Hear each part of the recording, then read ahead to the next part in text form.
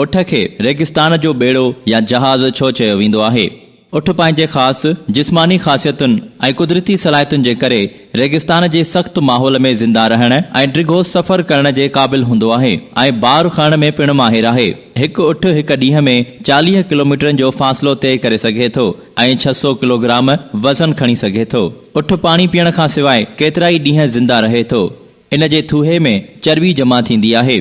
जॾहिं उठ खे खाधे या पाणीअ जी खोट थींदी आहे त उहा तवानाईअ में तब्दील थी वेंदी आहे।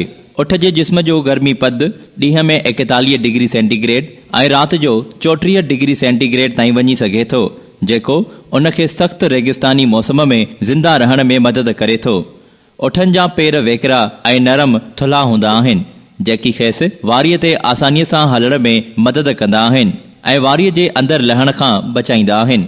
इन खां अलावा उठ जी अखियुनि में 3 पिंबड़ियूं हूंदियूं आहिनि ऐं नक जी पिणु ख़ासि क़िस्म जी बनावट हूंदी अथसि, जंहिं सबबु वारीअ ऐं दज़ खां बचियल रहे थो। उठ जी यादगिरी बि तमामु तेज़ आहे। उहो हिकु डिघे वक़्त ताईं पंहिंजे मालिक ऐं घर खे यादि करे सघे थो।